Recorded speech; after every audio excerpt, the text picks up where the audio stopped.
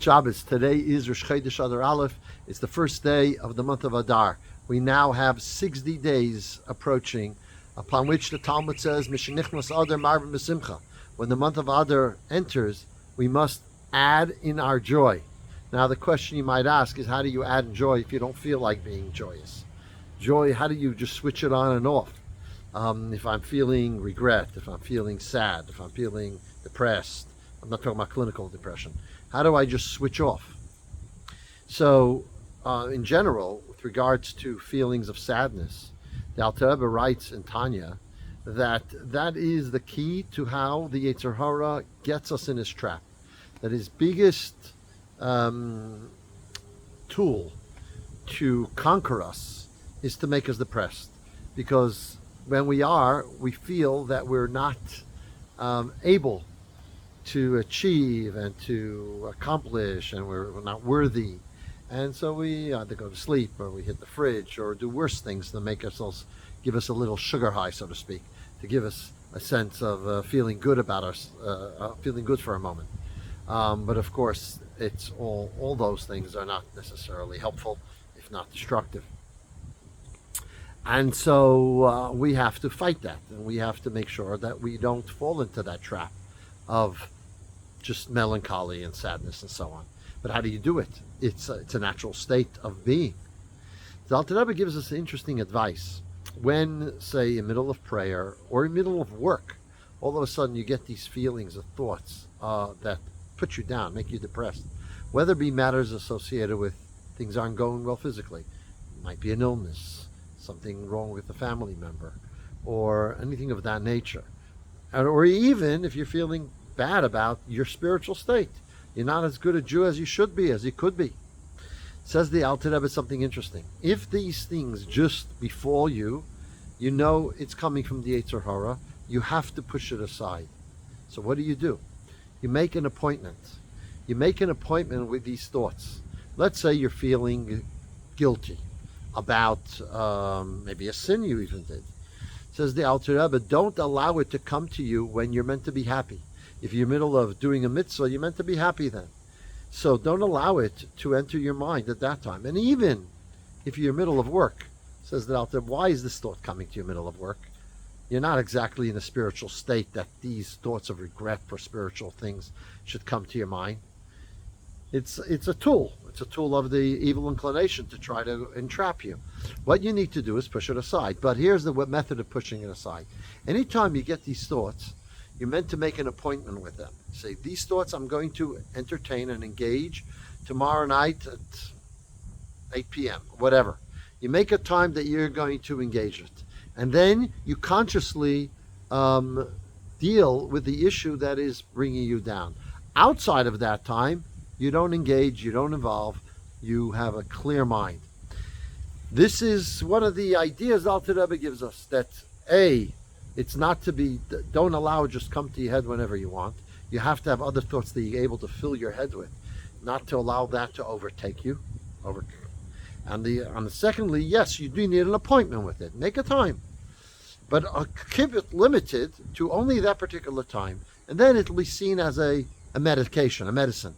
A medicine is good in small doses, but it's poison. So use it in those small doses at a prescribed method and time that you should be using it. Now, I heard a story, or saw a story last week, that remarkably relates to this teaching of the Alter Rebbe by somebody who one would be very surprised would take this on. And this is the story. So there's a woman in Israel. Her name is Ditza Ohr. She is the mother of a hostage. Her son's name is Avi Natan Ohr. And this mother had an interview with an Israeli website, Dabrut, and she shared. The question was asked her, how do you survive? How do you go through with time, imagining your son in captivity in Gaza? How do you deal with this? She said she allows her thoughts to go wherever they take her until 11 a.m. every morning. every morning till 11 a.m. She, is worried, worried and sad and focusing on her son's state, sending him to Tehillim, by saying Tehillim for him, so to speak, and so on. But it comes 11 o'clock, she puts up her guards. She doesn't allow thoughts that are going to totally bring her down and depress her to come into her mind. She doesn't allow it to come in. Now, that is an incredible level, but this is where she's at. And so she says the following. If she would shut it out completely, then what would happen is it would come back in a vengeance.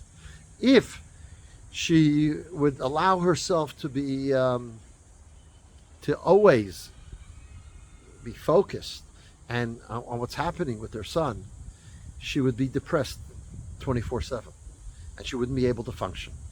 So in order for her well-being and for his, for her to be able to do things, what she does is she limits it till 11 a.m. And as such, she has the time when she can feel the pain, but then she's able to say, okay, I'm not going to engage with this right now.